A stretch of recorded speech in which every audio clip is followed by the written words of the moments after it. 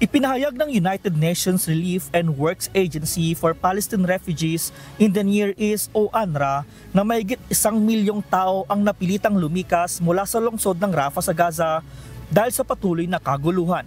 Pansamantalang tinuluyan ang lungsod na ito sa timog na bahagi ng Gaza Strip ng mga Palestinian na tumatakas mula sa mga pag-atake ng Israel sa iba't ibang bahagi ng rehiyon. Simula noong unang bahagi ng Mayo, nagsagawa ng tinatawag nilang limitadong operasyon sa Rafah ang militar ng Israel upang tugisin ang mga mandirigma ng Hamas at wasakin ang mga estrukturang ginagamit ng militanteng grupo na Hamas na namumuno sa Gaza. Nagbigay babala ang militar ng Israel sa mga sibilyan na pumunta sa isang expanded humanitarian zone na nasa 20 kilometro o 12 milya ang layo. Ngunit maraming Palestinians ang nagrereklamo na kahit saan sila pumunta, sila'y nanganganib pa rin sa mga pag-atake ng Israel at patuloy na nagpalipat-lipat sa loob ng Gaza Strip nitong mga nakaraang buwan.